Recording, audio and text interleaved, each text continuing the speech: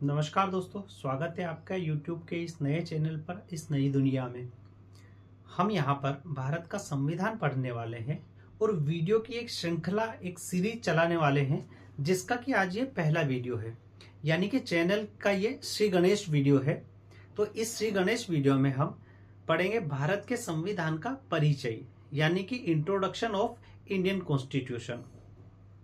तो आगे बढ़ने से पहले एक बात समझ लेते हैं कि जैसा कि किसी भी टॉपिक को पढ़ने का जो सबसे बेहतर तरीका होता है, जो सबसे बेहतर युक्ति होती है, वो ये होती है कि उस टॉपिक को हम छोटे छोटे टुकड़ों में बांटें और उसको हम विस्तार में अध्ययन करें। उन छोटे छोटे बांटे गए टुकड़ों को जब हम प्रश्न जानने की कोशिश करते हैं, उनका उत्तर जानने की कोशिश करते हैं, तो उस प्रक्रिया में जो एक बड़ा सा टॉपिक रहता है, जो शुरुआत में हमें पहाड़ सा लगता है, उसको हम बहुत बेहतरी से, बहुत आसानी से समझ पाते हैं।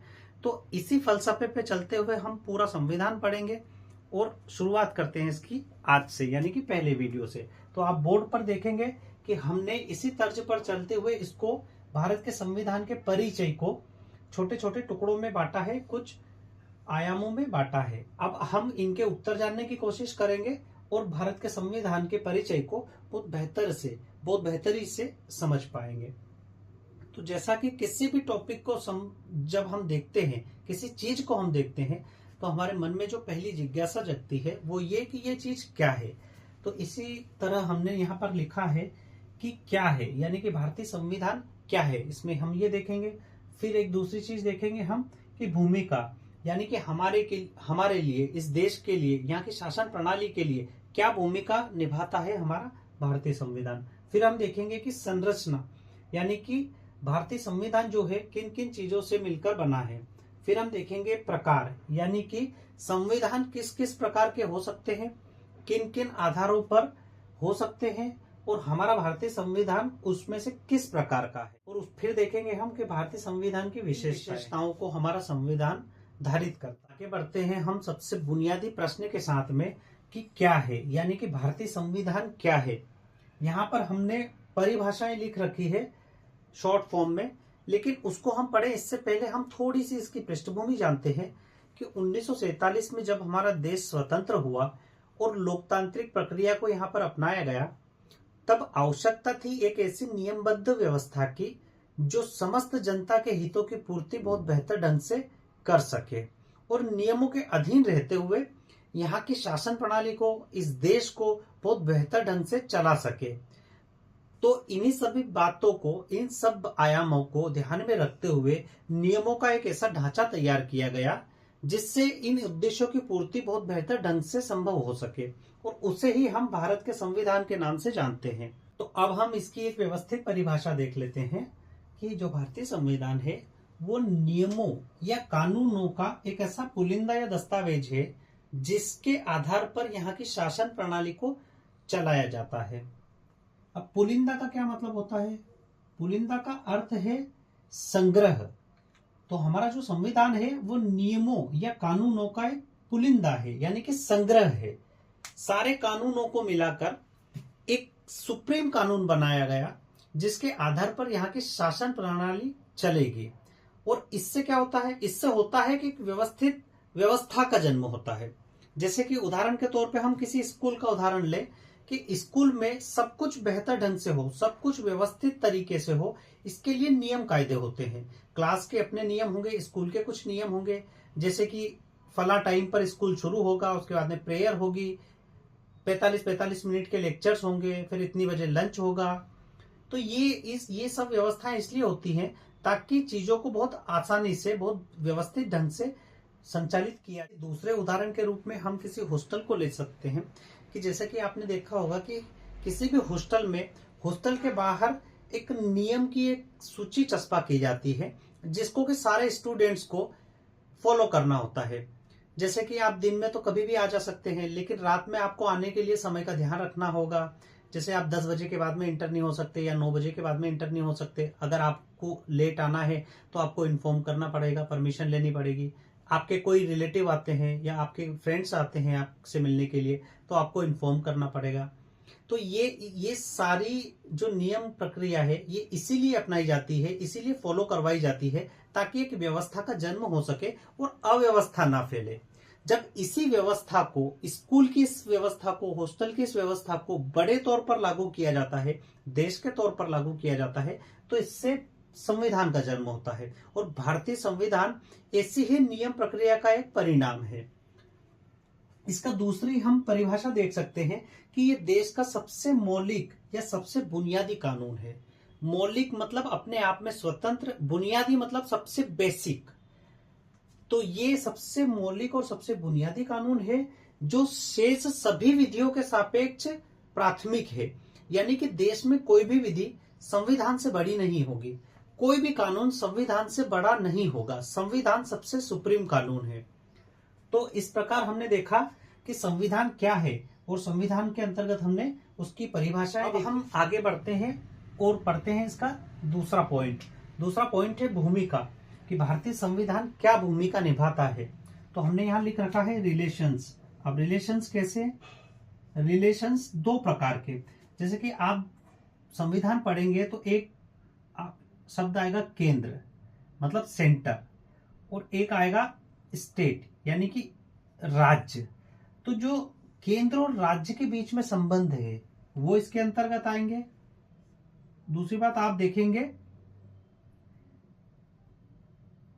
लेजिस्लेटिव, एग्जीक्यूटिव और जुडिशियरी, यानी कि विधायिका, कार्यपालिका और न्यायपालिका। इन तीनों के बीच में रिलेशन या सामंजस्य, तो वो किस प्रकार से होंगे, इनके बीच में संबंध कैसे होंगे, नियम प्रक्रिया का संचालन कैसे होगा, ये कौन बताएगा? ये हमारा कॉन्स्टिट्यूशन बताता है। कॉन्स्टिट्यूशन पॉइंट हम देखते हैं कि नागरिकों के एफआर यानी कि फंडामेंटल राइट, तो हमारे मौलिक अधिकार क्या होंगे, इसकी गारंटी कौन देता है? भारतीय संविधान देता है। और मौलिक अधिकारों की रक्षा किनके द्वारा की जाती है? तो वो है न्यायपालिका द्वारा। लेकिन न्यायपालिका द्वारा मौलिक अधिकार की रक्षा की जाएगी, इस बात की गारंटी देता है भारतीय संविधान। तो हम यहाँ देखते हैं कि भारतीय संविधान जो है वो क्या भूमिका निभाता है, तो वो रिलेशंस मेंटेन करता है केंद्र राज्य के बीच में, लेजिस्लेटिव, एग्जीक्यूटिव और जुडिशियरी के बीच में क्या रिलेशन होंगे वो हमें बताता है, और नागरिकों के फंडामेंटल राइट डिफाइन करता है। तो ये कोई मानक वर्गीकरण नहीं है, लेकिन हमने समझने के लिए इसको एक ये बनाया है। ऐसा आपको कहीं प्रश्न नहीं आएगा कि भूमिका में ये सब चीजें आएंगी, ऐसा नहीं। लेकिन हमने समझने के लिए, चीजों को व्यवस्थित करने के लिए हम इस तरह का वर्गीकरण हमने किया है और हम समझ रहे हैं। अब हम इसके देखते हैं संरचना। संरचना को देखने के लिए हमें इसको पूरे बोर्ड को साफ करना होगा, और जो इसकी संरचना का एक व्यवस्थित स्ट्रक्चर है, जिससे कि हम बहुत बेहतरी के साथ में संविधान के भाग क्या होते हैं, अनुसूचियां क्या होती है, अनुच्छेद क्या होते हैं, प्रस्तावना क्या होती है, ये हम बहुत व्यवस्थित से उसका अध्ययन कर पाए। इसके लिए हम इसको इरेज करते हैं और अगली स्लाइड में मिलते हैं उस नई संरचना की। आप बोर्ड पर कुछ आकृतियां देख रहे होंगे, तो इन आकृतियों के माध्यम से हम भारतीय संविधान की संरचना को समझने का प्रयास करेंगे। ऐसी आकृतियां संविधान में कहीं एग्जिस्ट नहीं करती है, बस इसे हमने समझने का माध्यम बनाया है। इसके माध्यम से हम संरचना को समझेंगे। तो देखिए, हम जब संविधान पढ़ते हैं ना, तो हमें कुछ चीजें दिखाई देती है। सबसे बड़ी जो संविधान का जो सबसे बड़ा भाग होता है उसको भाग बोला जाता है। पार्ट, अध्याय, अनुच्छेद, खंड और उपखंड। खंड को यहाँ पर, खंड का इंग्लिश जैसे भाग को पार्ट बोला जाता है, अध्याय को चैप्टर बोला ही जाता है ना, कहीं पे भी अध्याय हो उसको चैप्टर ही बोला जाता है। अनुच्छेद को आर्टिकल बोला जाता है, आर्टिकल। उसी जैसे खंड की बात करें हम, खंड को क्लॉज बोला जाता है, और उपखंड को बोला जाता है सब क्लॉज।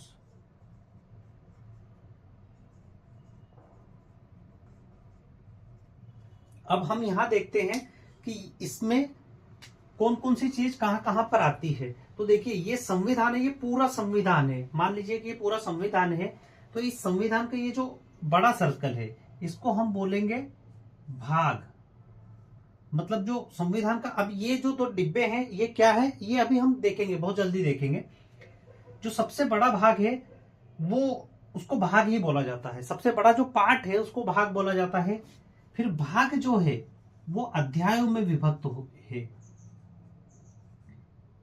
कई सारे अध्याय मिलकर एक भाग बनाते हैं। तो हमारे संविधान में कुल मिलाकर 22 भाग हैं और ये भाग, हर भाग अध्याय में विभक्त है। तो भाग अध्याय में विभक्त हो गया, अध्याय फिर अनुच्छेद में विभक्त है। तो कितने अनुच्छेद है हमारे संविधान में? 395। कुल 395 आर्टिकल हैं।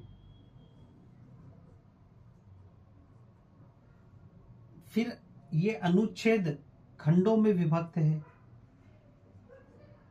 खंड को क्लॉज बोलते हैं, ये हमने यहां पर देख लिया है।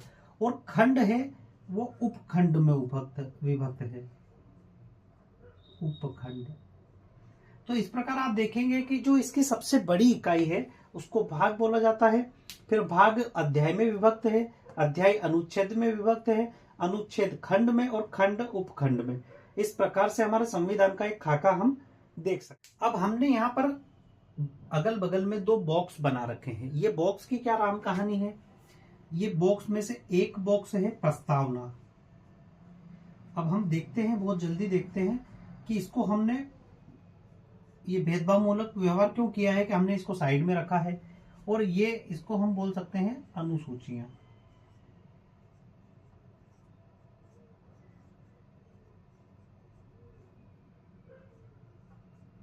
तो देखिए प्रस्तावना लिखा हमने, प्रस्तावनाएं नहीं लिखा है ना। प्रस्तावना यानी कि भारतीय संविधान में प्रस्तावना एक ही है, लेकिन अनुसूचियां लिखा है, मतलब कि यहाँ पर कई अनुसूचियां हैं। तो कितनी अनुसूचियां भारतीय संविधान में? 12 अनुसूचियां हैं टोटल। तो अब हमने इसको अलग क्यों लिखा है? अलग इसलिए लिखा है कि प्रस्तावना और अनुसूचियां, इनका जिक्र संविधान में ना तो किसी भाग में है, ना अध्याय में है, ना अनुच्छेद में है, ना खंड में है, ना उपखंड में है। मतलब ये एकदम अलग हैं, है ना। इनका वर्णन कहीं नहीं मिलता है, लेकिन ये संविधान का भाग है। ये सारा जो ये संविधान, भारतीय संविधान की संरचना पढ़ रहे हैं हम, तो इस संरचना में देखिए यहाँ पर एक कोशिश की है समझाने की कि इसको चिपकाया है यहाँ पर कि ये है ना संविधान का भाग तो है। भाग है मतलब इस भाग के अंतर्गत बात नहीं कर रहे हम, पूरे जो संविधान का पार्ट है ये, लेकिन इसका वर्णन किसी भाग में नहीं है, किसी अध्याय अनुच्छेद में इसका वर्णन नहीं है, ना ही प्रस्तावना का वर्णन है। तो ये अलग से दो एक चीजें हैं संविधान में। एक को हम बोलते हैं प्रस्तावना, तो हम प्रस्तावना को बहुत विस्तार में हम पढ़ेंगे जल्दी ही। और ये है अनुसूचियां, 12 अनुसूचियों में विभक्त है हमारा संविधान। तो अनुसूचियां क्या होती हैं, ये 12 को से हम 12 तक सबका हम अध्ययन करेंगे। तो ये इसके बारे में अभी जानने को यही है कि प्रस्तावना और अनुसूचियां, इन दो का वर्णन किसी भाग, अध्याय या अनुच्छेद में नहीं है, लेकिन भाग अध्याय में विभक्त है, अध्याय अनुच्छेद में, और अनुच्छेद खंड में, खंड उपखंड में। तो इस प्रकार से हम भारतीय संविधान को वर्गीकृत कर सकते हैं। अब हमने यहाँ पर जो लिख रखा है कि भाग, तो हमने देखा जैसा 22 कितने भाग है हमारे, 22 भाग है। अब इसका अगर उदाहरण लें हम एग्जाम्पल, तो भाग आप देखेंगे भाग 1, जो 22 भाग है तो उसमें से जैसे 1 लेंगे आप, तो अनुच्छेद 1 से 4 तक। अब है ना यहाँ पे कि भाग अध्याय अनुच्छेद में विभक्त है, तो अनुच्छेद कहीं ना कहीं तो इसका जिक्र होगा। तो अनुच्छेद 1 से 4, भाग जो 1 है वो अनुच्छेद 1 से 4 है। भारत संघ और उसका राज्य क्षेत्र, ये हमारा है भाग 1। उसी प्रकार अगर हम भाग 5 को लें, भाग 5 है संघ। तो संघ में अगर इसको आप अनुच्छेद में देखें तो ये विभक्त है अनुच्छेद 52 से 151 तक। हमने भाग देख लिया, अब हम देखते हैं अध्याय। तो जैसा कि हमने भाग में देखा कि एक उदाहरण है भाग 5 संघ, जो कि है अनुच्छेद 52 से लेकर 151 तक। तो हम अध्याय में देखते हैं कि ये जो भाग 5 है संघ, ये कई अध्यायों में विभक्त है। तो उसमें से एक अध्याय है इसका, जैसे हम ले अध्याय 1। अध्याय जो पहला है वो है प्रेसिडेंट एंड वाइस प्रेसिडेंट, यानी कि राष्ट्रपति और उपराष्ट्रपति के बारे में उपबंध करता है, जिसका कि वर्णन कहाँ है, इसका वर्णन है अनुच्छेद 52 से लेकर 73 तक। तो ये अध्याय का उदाहरण हो गया। फिर हम देखते हैं अनुच्छेद यानी कि आर्टिकल। तो जैसा कि हमने पहले देखा कि भारतीय संविधान में 395 आर्टिकल है। अब इसके उदाहरण अगर हम देखें तो ये अनुच्छेद 17 अस्पृश्यता का अंत। अब ये क्या चीज है इसको हम बाद में क्लास के दौरान पढ़ेंगे। एक है अनुच्छेद 21, तो इसको भी हम आगे पढ़ेंगे। अनुच्छेद 21 कहता है प्राण एवं दैहिक स्वतंत्रता। तो ये क्या चीज है इसको हम विस्तार में आगे पढ़ेंगे। अब खंड जैसा कि हमने पढ़ा अनुच्छेद 21, तो यहां पर हम इसका खंड देखते हैं कि एक अनुच्छेद है अनुच्छेद 21A। अब जो ए है ये इसका खंड है। अनुच्छेद 21 हुआ अनुच्छेद के अंतर्गत, और अनुच्छेद 21A में ए जो है इसका खंड है और 21 है अनुच्छेद 21A है। तो इसमें जो 21 अनुच्छेद 21 तो संविधान में था ही, इसमें अनुच्छेद 21A जोड़ा गया। तो ये कब जोड़ा गया? ये 86वें संविधान संशोधन 2002 द्वारा इसको संविधान में जोड़ा गया। फिर हम देखते हैं उपखंड। खंड भी उपखंड में विभाजित होते हैं। जैसे हमने देखा कि 21 अनुच्छेद है, ए उसका खंड हो गया। उसी प्रकार से एक अनुच्छेद है 16, तो 16 अनुच्छेद हो गया। 16 4, अब ये 4 उसका खंड हो गया, और ये खंड उपखंड में विभक्त है ए, तो ये उपखंड हो गया। तो इस प्रकार से हमने भाग, अध्याय, अनुच्छेद, खंड और उपखंड इनके एग्जाम्पल्स देखे। संविधान में इसका क्या भूमिका है इनकी सबकी वो देखा। संरचना देखी हमने कि भाग, अध्याय, अनुच्छेद, खंड, उपखंड, संविधान इनमें कैसे विभक्त है, प्रस्तावना कहाँ एग्जिस्ट करती है, अनुसूचियां कहाँ करती हैं। तो इस प्रकार से हमने जो भारतीय संविधान है उसकी संरचना को एक सरल रूप में समझने की कोशिश की। एक बात बताना चाहता हूं आपको कि जैसे हमने संविधान का परिचय, भारतीय संविधान का परिचय, उसको हमने कई उपवर्गों में तोड़ा था। जिसमें पहला था कि संविधान क्या है वो हम देख चुके हैं, उसकी भूमिका क्या है ये भी हम देख चुके हैं। फिर हमने देखा था कि संविधान की संरचना क्या है, तो वो हम देख चुके हैं। उसके बाद में 2 पॉइंट और थे, एक था प्रकार और एक था विशेषताएं। तो ये जो 2 पॉइंट है इसको हम अगले वीडियो में कवर करेंगे। इनको कवर करेंगे तो वीडियो बहुत के इस पहले वीडियो में इतना ही। मिलते हैं कल एक नए वीडियो के साथ में। वीडियो अगर अच्छा लगा हो तो इसे लाइक और चैनल को सब्सक्राइब जरूर कीजिएगा। और हाँ, कोई टीका टिप्पणी करनी हो तो कमेंट में जरूर कीजिएगा, ताकि हमें पता चल सके कि वीडियो किस दिशा में जा रहा है और हमें और कितने और कैसे प्रयास करने हैं। धन्यवाद।